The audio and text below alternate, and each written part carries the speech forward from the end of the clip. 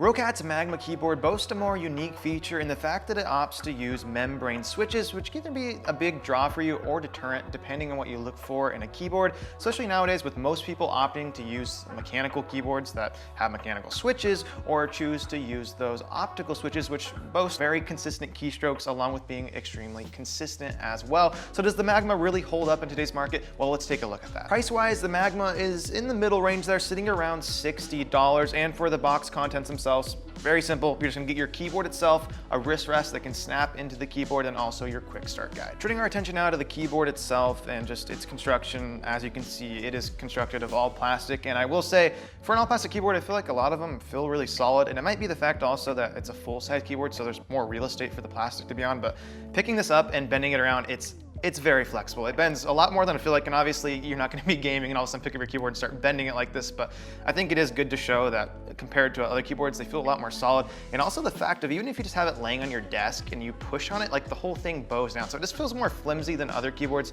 Not a deal breaker for a lot of you guys, because again, it's not gonna cause issues in your actual gaming, but I think it's good just to point it out. On the bottom of the keyboard, you are gonna get two flip out legs, which do offer only one level of adjustability, but it does get you into that incline, which is more ergonomic. And for me, I do prefer that as well when I am typing. So if you want to pop it up, the option is available. And then you also do get some rubber pads along the bottom as well, which of course just keeping it from sliding around on your desk. And unfortunately, the cable is fixed into the back of it, and it's not a small cable by any means. It's an ugly cable. I don't like the cables like this, especially when you can get a cheaper keyboard that also has a detachable cable. I don't really understand why they couldn't include that in here. Of course, it's not uncommon to still see fixed cables, but for me, that's a big drawback. Just want to point it out. As far as for one of the couple things you do get include the box, again, you are going to get that wrist rest, which does span the length of the keyboard itself and can be pretty easily just snapped into the bottom of it.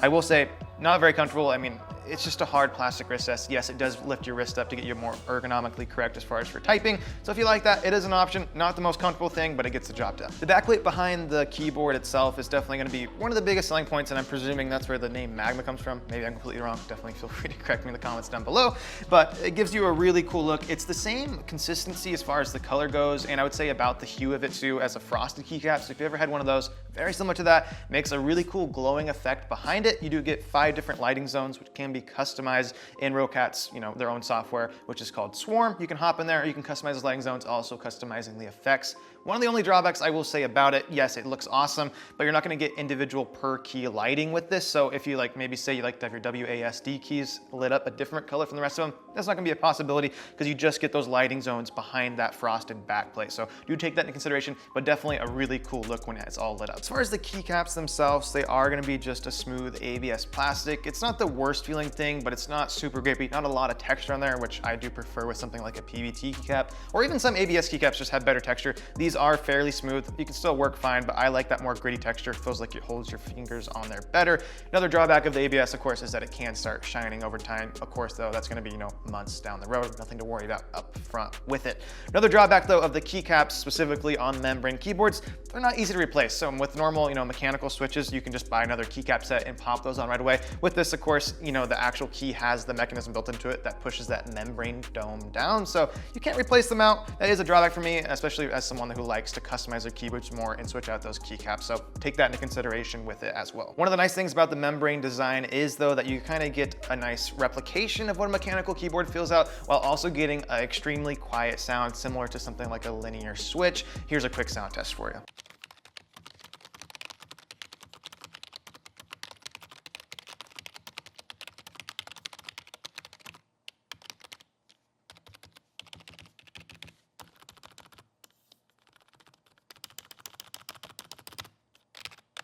So yes, definitely aesthetically, the board is really cool looking with that backdrop of that nice frosted backplate. Makes for a really cool look.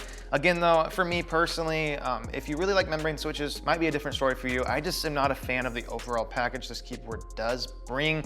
It feels more flimsy as far as the build quality goes. You get that fixed cable in the back, no metal on it whatsoever. Again, all plastic there. And then you can't easily switch out your keycaps or anything like that. So there's just some drawbacks there. But if you really like the feeling of membrane switches and you aren't very picky, I know know I was pretty critical of the board in this video. I'm not trying to say I hate it, I just feel that there's better options out there. Like you can look at a keyboard from Red Dragon or Techwear. They have some keyboards that are even cheaper than this. Of course, they are a little bit smaller too. I do like a little smaller keyboard, around 65% usually versus a full size. But if you're looking for a full size, you like membrane switches and you don't mind that flimsiness, but you really like the cool look of the RGB, I would recommend it. Otherwise, I feel you can find some better, more well built out and more options as far as removable cable, switching out those keycaps, and some cheaper options. Thank you guys so much for watching the video. If you did enjoy it, hit the like button for me and do consider subscribing for some more content. Feel free to click on one of these videos and check out the other reviews.